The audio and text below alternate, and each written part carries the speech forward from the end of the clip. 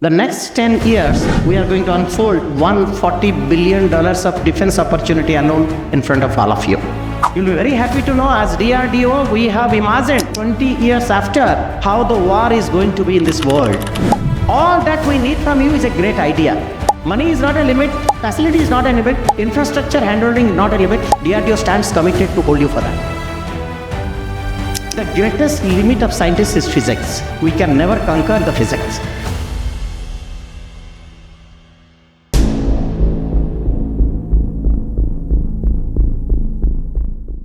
Now may I invite Dr. B.K. Das, Distinguished Scientist and Director General, Electronics and Communication Systems, DRDO, to kindly address the August gathering. Namaskara, Bengaluru. Let me, at the outset, welcome all the loving guests who has come from beyond Bangalore to my loving Bangalore, which is the technology capital, the aero capital, the IT capital, the cultural capital of this country. Love you all and thank you for coming here from all around the country. Esteemed dignitary on the dais, Dr. Vijay Chothaiwalaji, in charge Foreign Affairs Department and members, National Executive Committee, Bharatiya Janata Party. It's a pleasure and honor to meet you, sir. On the dais, Dr. Sachin Savnishji, the conference chair for IMS, Indian Manufacturing Show, which always we look up to in the year when it has to come, and such a beautiful connect to all of you. And whenever I come and meet everyone here, the love and affection you shower on me, I always feel that it's a family. It's an integrated family of love. So thank you for showering all that to me, to technology, to science, to manufacturing and DRD. I really love this. Friends, off the dais, Krishna ji, been very, very close and a part of my heart, always. Dr. L.C. Mangal ji, who is the Director General for Technology Management, who is driving from our DRDO the entire external environment, whether it is MSMEs, whether it is startups, or we talk about the academia. Jitender ji, thanks for making it happen. I think very important man, Prashad Saab, without whose signature, nothing of my product flies in the sky. So thank you so much for making it happen to come here. And I always say, thank you so much for being the toughest guy in this country. I love to appear exam where the teacher is the tough and the evaluator is the tougher. That is where India becomes the toughest. And thanks for making it happen, maintain it, be further tougher to my friends. I think when we talk about this particular manufacturing show, I was here, I think, on every edition in the past, and love to be on the 7th edition out here. It's a great thing to have. Let's for a moment think where we are. Friends, we are in India, which is a rising global economy. It is the third largest in PPP. There was probably 40, 50 years back, we were traveling to London and probably Paris in the economy and GDP, and today we have overtaken the country as such. Both UK as well as France are behind us, and we are the global, strong, rising economy, the third in the world, and we are the huge national pipeline of $2 trillion. If we talk about, we are the second largest network in the world.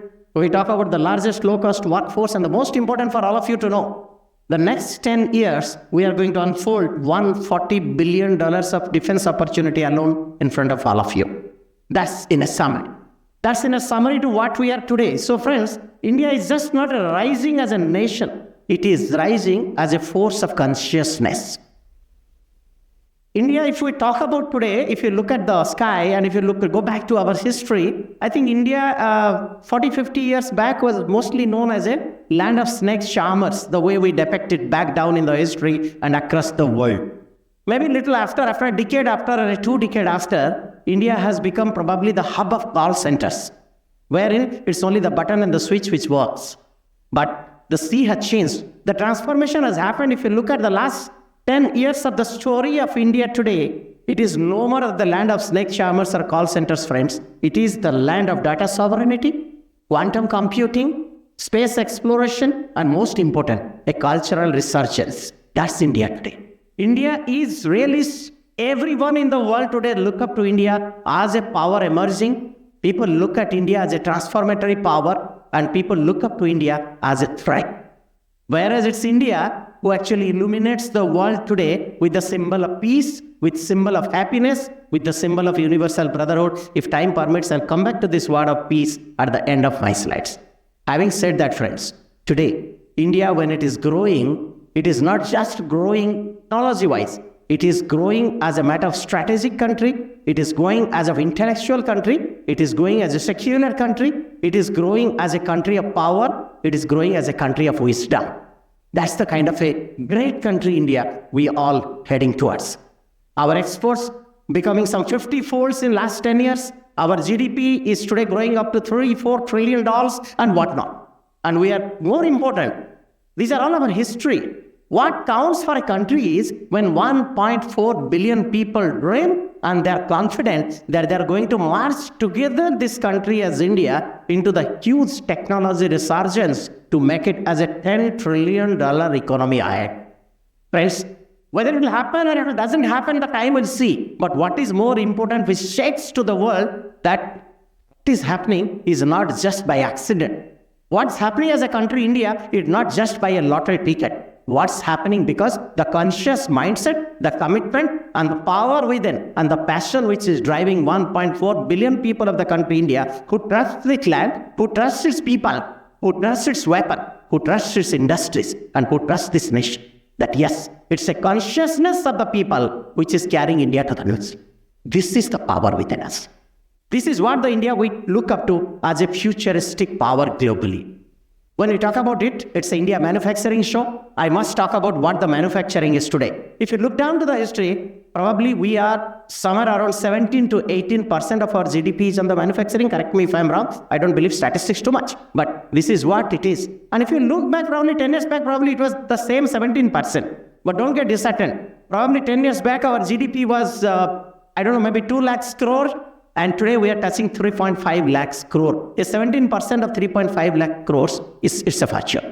But having said that, hats off to our Honorable Prime Minister who was given that commitment, that mandate to all of us, that if India has to be a global power, it has to be Atmanirbhar Bharat. It's easily said than done, friends. It's very easy to say. And especially Atmanirbhar Bharat, every single thing of this country has to be designed by India, developed by India, produced by India, deployed by India. And more than anything, for the war of India, where the fight happens between enemies, wherein there is only champion, no runners-up, either you win or you perish. When our armed forces take such a great commitment to defend our country through our own weapon systems, which is designed by our country, and the live insignia of that, all of you have witnessed it, what happened in Sindhur. You talk about the anti-drone systems, you talk about the Akash systems, you talk about the BrahMos systems. Each one of them which has shaken the world today has been designed, developed, produced and delivered by India. This shows a volume of things. I am not undermining any such products which has been indigenized. Having an indigenized cell phone in your hand to make an Instagram is a different story altogether, friends. Launching a missile from your aircraft to ensure that in a single shot it hits to what you want with a precision and it shakes the world the next day morning, it's a phenomenally different platform. And that is what India has established during Sindhur. And that has not only shown what India is, I think it has shaken the world. It has shown the world that the country could trust its own weapon for firing the war of its own. It's not exporting. It is firing the war to defend its own sovereignty. It shows the phenomenal trust of our armed forces on you all, the industries who make it. Friends, DRDO designs, no doubt about it. Our academia gives the brain. Our industries create the first one. Then all of you manufacturing creates the numbers. Think for a moment. The missile which I might have designed 20 years back is not the missile which was launched during Sindhur. That's the difference. The missile might have been launched in my ITR when I was director. We clapped, we celebrated that India has become a global missile power. That is the technology sovereignty. That is the technology resurgence which all felt about. It's different. I never thought 20 years after when my armed forces has picked up one missile and launched and it has exactly hit the destination, credit goes to all of you. It's not DRDO. When you make missiles in hundreds, in thousands, one single missile, if one particular nut or the bolt is loosened, it doesn't work. And who knows, that's the missile which is lifted by my friends. So that's the kind of a volume of responsibility which lies in all of you today. That reproducibility with regard to quality, with regard to sustainability, with regard to performance, and with regard to the search is what is to be assured by my friends. And that will enhance the manufacturability of the country. If all of you commit today, somebody was mentioning that the hall is not so full because it is third day. We are the people who won't look at quant. I'll take you to our own scriptures of Ramayana and Mahabharata. Kauravas are 100 and Pandavas are only 5. Who own it? It's not a number which counts. It counts that fire within. It counts that butterfly within your stomach. It counts that passion which drives you to take it country forward. If there are 100 people in this room or the 200 people, that's not important. If one person out of it could get inspired by what I'm going to show you in the next few minutes and come back with one great idea for a weapon systems, for a warfare, which nobody in the world could think, India is at the top.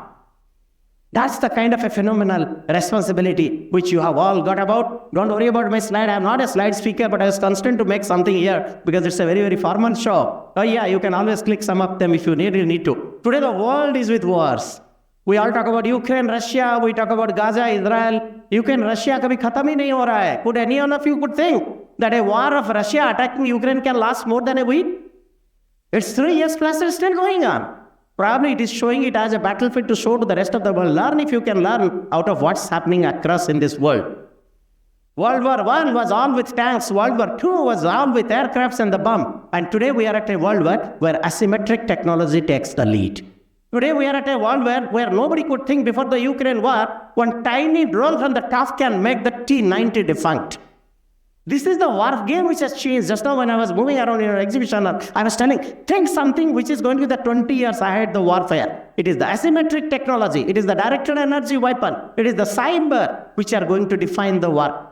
So that's the kind of a directions I want to give it to all of you. Same is the lessons from Gaza and Ukraine, the Ukraine wars. If you look at Ukraine is only $6 billion. Russia is 65, 10 times. Still struggling. Story is different. But if you look at, yes, this is what I was saying you today, with such a rising global economy marching towards $10 trillion and with the fourth most powerful military, India is just not a rising nation. It is rising as a force of consciousness. Every single individual is conscious today about this country, that our country needs us.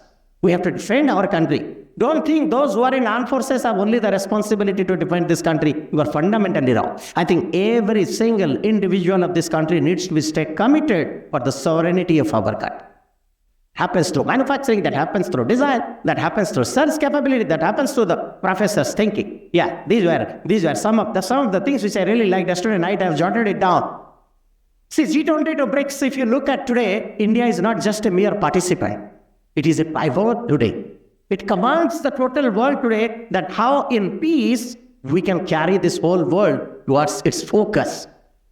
And it is just not breaking economically, intellectually, spiritually, strategically. I think it's a civilization which is rising relevance all across.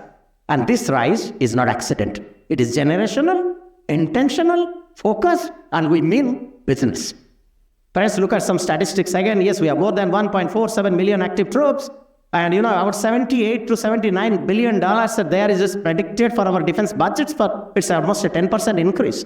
Not a simple stuff to talk about. Very few countries of the world will have it. And if you look at the aerospace and defense market, which is focused by this program, $27 billion was in 2024, and it is projected to reach $54 billion in 2033. So this is the kind, and 75% of the capital acquisition has to be from local sources. It's a huge, huge commitment on all of you.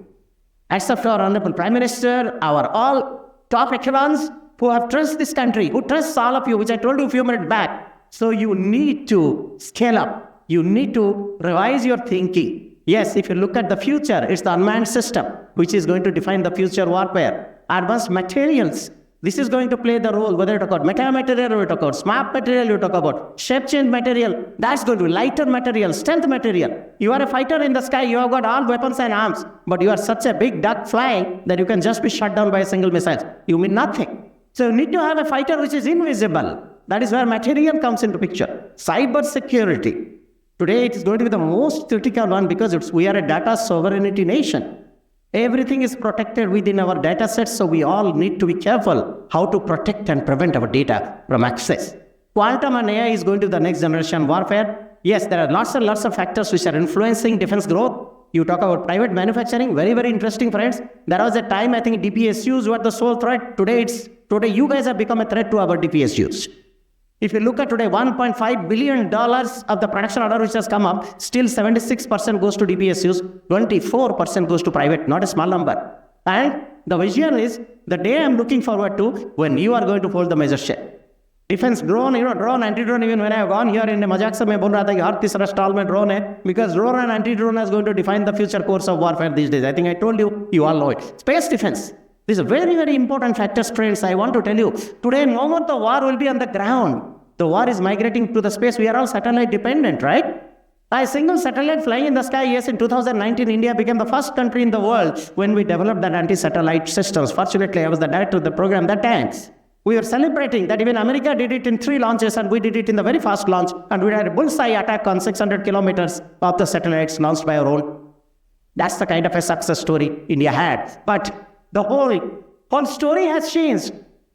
You must be thinking, having made a 600 kilometer anti-sat missile, why are we not making further? Because no, that's not the game fair. The game has to change. The metamorphosis has to change. You have to change your thinking. You have to change your style. That's important. Otherwise, everyone would be having a Nokia handset on their hand. Today, why Samsung has come in? Because Nokia refused to change. That's the problem. We all have to embrace the change. Change in warfare, change in tactics, change in approach, change in thinking. That's what makes India as a great country. So that's the reason. You see the entire changes coming. So today the satellite which is flying could be extended robotic arm of the enemy satellite and pull it out from the orbit. That's the kind of a risk the country is having. So space situational awareness, knowing around what is happening is what is cyber security, AI in defense, I think, and the most important, today MSMEs in the strong defense supply chain. I'll show you a few snapshots. There's not much I will speak. This all know what DRDO has done. Today the time is not here to read the history, friends. Today the time is enough that we create history for the world. This is what DRDO has done. DRDO is strong, no doubt on that. We have self-reliance achieved in missiles and Viper aircrafts and radar, EW systems, combat platforms, software-defined radio, so on and so forth. But don't get satisfied and contented with that. I want to tell my DRDO friends, the time has come when country is looking up to you. You have to think beyond, you have to imagine beyond, deliver beyond, and create some systems which nobody in the world could out beyond. So these are our major systems which has gone to the armed forces. Yeah, I talked about Obsender. This tiny stuff which is on the right could defend so many attack drones across, and the whole systems was conceptualized, visualized, sketched, realized, produced and deployed exactly in 2 years. 24 महीना में system design desk से border तक लगा गया है, and it could nullify the number of drones which could come in that. That's the speed which has come in this. It is India. Friends, if you look at Akasthi, BrahMos, I think you know about all of them. Now, this is one slide. This is my favorite slide. So much we talk about Atmanirbhar Bharat and self-reliance. Why? I've just jotted down a few of the points. See, forget about getting a war fight if you have got import weapons. With the ever-changing geopolitical situations, you never know the country from whom you have imported, whether it's on your side or another side. So it's very, very important today. Ukraine has taught us one more lesson. During the war, there are certain systems which has fall short in performance. It has gone to the design desk, revived again. New version of that system has come in and deployed in the same war. Can you think of? Where else you can do it if you import? Is it ever possible? If you import from a country, even if it is your country, you will first say that, yes, first you sign the contract, then give me 24 months of time, then there will be a design review, critical design review, over. You have perished in the war. So if you want to find the war, any country doesn't have a right to fight the war if you don't have the weapons, ammunition, surveillance systems of your own. And that's the reason India is today roaring high, because you have the systems. You have the people, you have the thinking, you have the industries to scale up. Yes, you can say foreign exchange, you can develop next generation systems. Yes, you can empower industries and startups. This is very important. If you import the systems, can ever you think of your startups and industries to do anything on it? If you really need that, you have to have systems with that. You have to have control over the price. And if India has to become a world leader, 2047, Honorable Prime Minister has given us a challenge for Vikshit Bharat. Vikshit Bharat होना है तो सबसे पहले हर चीज इस देश में बनना है, तभी तो विकास होगा. If you get something import from abroad and try to save your nation, it's like a painkiller, friends. It's not antibiotic. If you really want to save your country, let's trust our system, trust our design, trust our weapon, trust our technology independent and so on and so forth. I mean, I have a limited time. I will not speak so much on this. Yes, lots and lots of indigenizations we are doing in all these fields. D4, I have already told you, anti-drone systems. Lots of indigenization effort I've done on these systems. Yeah, that's a very, very beautiful picture. You can see the sunset on the left. It is not just the sunset I'm showing you. That is something which I'm showing you is where India is roaring high today. See, the greatest limit of scientists is physics. You all know it. we can never conquer the physics. The small technology, I'll explain you one line. Every radar works with the philosophy of microwave. Microwave is nothing but light. Light moves on a straight line. Bachpan mein padha tha humne. Where there is a bend, where there is an obstruction, you can't track. You will be blind. We have designed a radar which is called over the horizon radar. The horizon chokes us. You understand, Earth is not a flat, Earth is a circle, it's an oblate spheroid. So beyond a limit, what happens? The curvature of the Earth comes, the object goes down, you can't see. If the boat is coming from the sea attacking you, you can't see unless the tangential cross line comes in. Will you wait up to that? No. Scientists have to. You can't break physics, but you can bend physics. That's exactly what we have done. This is called over the horizon radar. The first time in the history of the world, India has done it, developed it, deployed it, that we can break the curvature of the Earth to track any single boat which comes out of it. Technology is unique. It's not a techno conference. I will not explain you mathematics, but I can only give you an assurance that today, this is how the scientists are, engineers are. Just to give you one or two sensors, because the field is used for DRDO. Radar, India has become one nation which has every single radar of its own, and the whole journey right from HF to the C band to X band to K band to all bands of the radar has been designed and developed. That is in Bangalore by LRD. And I think major technology we have done, active electronic scanned array radar. Prashad Saab is very well aware. India is a country who was having the fighter aircrafts from abroad, whether it is Su-30, whether it is MiG, whether it is Jaguar. Today we dreamt of our own NCA. You are all know about it. But when we make a fighter is a toy in the sky if it doesn't have the arms and munitions of your own. You can have a fighter designed by NCA by India, but if the radar is from Italy or Iran or your missile is from somewhere else, you are gone. So today you'll be very happy to know every single ornament of a fighter aircraft is designed, developed, are getting soon deployed by this country. Now soon, the Indian Air Force is going to challenge the sky with our own aircrafts, with our own technology, with our own radar, and the own weapon to rule the sky. That's the kind of a power which has come in our systems. So this is what exactly I was telling it to Dr. Vijayji while discussing it up. Yes, industrial revolutions have happened, world wars have happened. If you look at the future war is going to be a different war, friends. It's called technology war. The war will be of the power of the nation who has got the highest command and control over the technology. Yes, India is a nation who loves peace. If you look at the history, India is one country who has never attacked any country. But India is one country again who was attacked by multiple countries in the past. Today, if you want to be a global superpower, if you want to look at others that where India is up to, you should have a master of your own technologies. When you talk about technologies, whether it is a photonics radar, whether it is a cognitive systems, whether it is a systems of lasers, whether it is systems of microwave as a weapon, directed energy weapon, these are the powers for the future. You'll be very happy to know as DRDO, we have imagined 20 years after how the war is going to be in this world. And if war has to be 20 years after, we should understand what arms and ammunition our armed forces need. It's our moral responsibility. It is our ethical responsibilities of this country to empower our armed forces with best of the systems which nobody could ever dream of. Is it not? And if we need to do that, we can't think 20 years after. We have to start thinking now. We have launched the technologies which are going to be the major ingredients for the product in 10 years to come, and next 10 years, produce those products to the manufacturing. So exactly 20 years roadmap of DRDO to cut down the all technology levels today. It is spread upon not to DRDO alone. DRDO, industry, academia, startups, I think the challenges are unfolded to each one of you. Come forward as a national mission. We will all work towards empowering this country. So these are photonics radar, quantum radars, intelligent sensor systems, cognitive radar, MIMO radars, airborne multistatic radars, multi-band radars, and field is endless. I'm talking about radars just to give you a feel of how the technology growth happens in one vertical. It is exactly the same in all of the verticals which you look at. You look at UAV, drones, SAR imaging, foliage penetrations, all these kind of radars we have. Now this is the next generation systems. You see how a simple thinking can create great systems. I'll give you a very simple example about this because this technology is very, very close to my heart. आप लोगों ने Olympics का patterns देखा होगा sky में जब हर एक drone ने एक लाल बत्ती लगा के पैटर्न्स बनाते हैं. We all enjoy, we all celebrate with those patterns.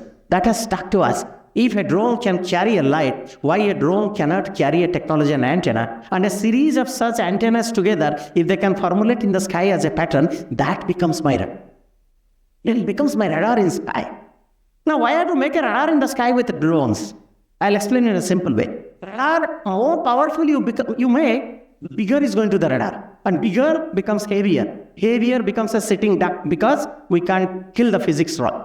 A radar works when it transmits. When it transmits like a phone, it detects where it is. Every single anti-radiation missile can come and kill it. Create a radar which can move around. How it happens? If you create a pattern in space with a series of 100 by 100 drones and they make your radar, and imagine when a missile comes near that radar, it simply disintegrates and disappears. That's the power, that's the radar, that's the technology India will look up to, which nowhere in the world it exists today. Lots of deep tech area, we talk about AI/ML, we cover multiband, we talk about high resolution photonics, so on and so forth. I will not discuss much on this because there are very, very deep tech technologies, quantum radars. Yeah, having talked about radar, another topic very important is electronic warfare. I think this was very, very predominant recently in Upsindhu as well. See, having said about Atmanirbhar Bharat, electronic warfare is one domain. It's a must that you cannot import. It's must you cannot import because it is the code, it is the frequency, it is the pulse, it is the algorithm which wins the war. If you import them, how can you win the war?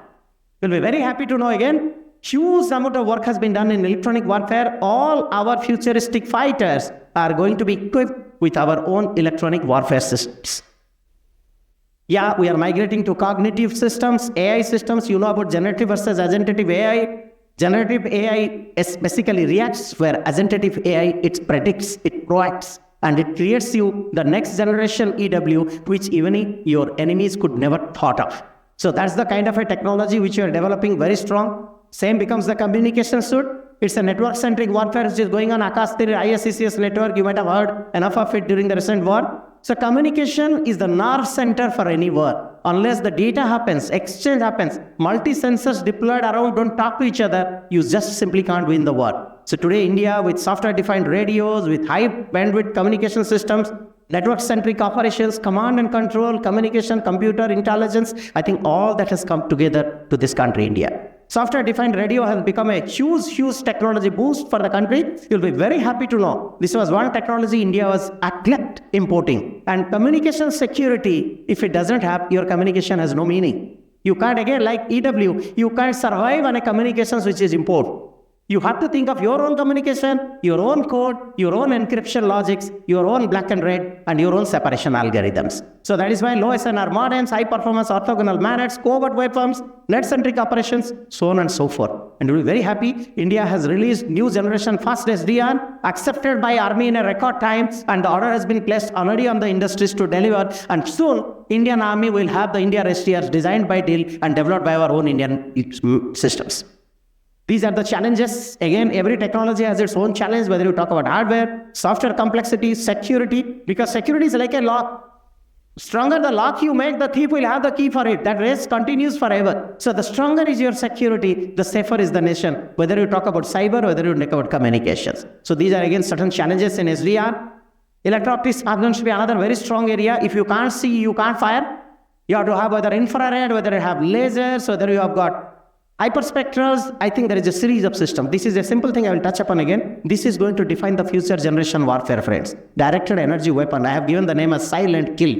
It's the laser as a weapon. Today, if you fire a bomb, sound comes. You fire a shell, sound comes. Why I'm scared of sound? Because the moment you release a sound, you know where you are. You are killed. Today, if you look at the futuristic warfare, we have to look for silent killers. You'll be very happy to know India has developed its 2 kilowatt systems which are deployed in Upsindhu as a hard kill, developed 10 kilowatt systems. Last year we have released 40 kilowatt systems, and we are committed to go stronger, longer and deeper even up to the space. In the lasers, probably India will be one of the world leaders in such kind of technologies. So for modern fighters, again, there is a series of technologies. I've already explained you. Active electronic scan array, electronic warfare, space-based sensors, so on and so forth. Friends, having said all about technology, the doctrine of the warfare has changed today. Space preparedness and basically the conduct of the war which defines. So today the warfare is going to be system and systems. Again, live example is Upsindhu. Akash Tir could connect Army, Navy, Air Force, every net-centric warfare, and the theaterization of the battlefield has happened to really promote India as one of the most powerful nations. Yes, what is called 5D defense? Today's defense is going to be 5D. As I explained to you, land, sea, air is gone. Now more important is going to be the space and also the cyber. We have to be strong on all the 5 fields to do it, and the entire battlefield is going to be digital. Cyber is going to be the strong area where we have to protect our data sovereignty if we really want to have a supremacy of our score. So password can be stolen. Many times we think we have a password, we have a protection. Today it's the world of quantum computers, friends. The standard computer which takes ages to compute, quantum computer takes it few seconds. So none of your password can ever be you luminaries in the sky. Other day I was mentioning somewhere, like in a sky, the star is created. You know how a star is created? A star is created out of an ignition. We call it as a protostar. Those who are onto the galaxy will appreciate it. And a protostar gets converted to star when it burns from within. It is called fusion. And a star alone, when forms with a number of stars, it creates a galaxy. That's exactly what I want my startups to be. Each one of them are created by your own passion. Burn within, have that fusion, have that power within to burn and establish yourself as one of the best iconic in this country. Today, 167,000 startups this country has. More than thousands of different startups we have. But each one of them, each one of you, never try to survive in isolation. Try to form a galaxy around you. Try to create your pehchan through all together to support one vertical of this country. Whether it is space, whether it is cyber, whether it is quantum, whether it is photonics. I have shown you all the verticals. Align yourself to each of the verticals. Never compete with each other. Phenomenal opportunities for all of you. This is a problem with our country. We compete. Compete in technology, but don't compete in the external market that who is going to get the order. All of you will get it. What is more important is collaboration. You know Ubuntu stories. When 10 children were asked to run who is going to catch first the laddu or the chocolate, all 10 were holding a hand of each other and ran together, got the laddu, shared it. This is what is the story India needs today. This is what is my message to the startups. Having said that, I have a lot of startup initiatives by DRDO. We have technology development funds up to 50 crores per proposal we are going to support you for. We have got Dare to Dream projects. We have got transfer of technology. I think 2,100 technologies we have already issued to and without much of the fees. And these are the sample engagements of the DRDO labs with startups. But we are still encouraging more and more startups to come up. This is what is our technology development fund. It's such a rising, you see. Our schemes are simple, faster. I think DGTM is here. He will explain you more. Look at the industries who have joined hand with us for the technology development fund. What I mean to say is, all that we need from you is a great idea. Money is not a limit. Facility is not a limit. Infrastructure handholding is not a limit. DRDO stands committed to hold you for that. Don't spend money on creating your infrastructure, creating your facilities, creating your test systems. We have it in our labs. Come forward, we'll give you. Don't worry about money. Come out with a great proposal. As I told you, up to 50 crores, even beyond you need, we will support you for. But come with idea. Come with ideas which nobody could put in the world. That idea is going to transform my country. These are a lot of success stories. I think it is all available in the net. You can see that. It is just to give you. Now, having said that, production and export has also happened. Lots of challenging areas we have given you for. And also technologies through our academia has come up in a big way. That is called long-term directed research executions. We have got 15 center of excellences across the country. Our professors are supporting us 281 projects costing 1,030 crores. Don't look at the cost. It's not a cost, it's a simple idea. It costs nothing actually. When it goes to production, the cost comes. 281 new ideas are coming forward to empower my country. That's the reason to celebrate. That's very, very important for all of us to do. Having said so, friends, another very important point. Yesterday I was missing and waiting in some conferences. I want to tell you, we have to understand one very important thing. We support innovation, we support thinking, we support ideas, we encourage success, we celebrate success. But if you look at the startup of India and if you look at the startup of the United States, there is a fundamental difference between both. United States support the process, whereas India support the result. We are a result-oriented country. We look at the success. We look at the result. That's why many of the startups perish. Today, I have come here to declare one very important point. As 1.4 billion people, when we are celebrating success, let us think that we have to celebrate failures as well. Friends, it is the failures which make us success. 33 years I have worked in missile program. Akash missile, when we were doing the first propulsion after the launch, it was just getting exploded in the sky. We all, thanks to Dr. Kalam, he inspired all of us. Every single explosion has made us to learn where the failure is. And today, with all that learning, when we have made Akash, it is exploding somewhere.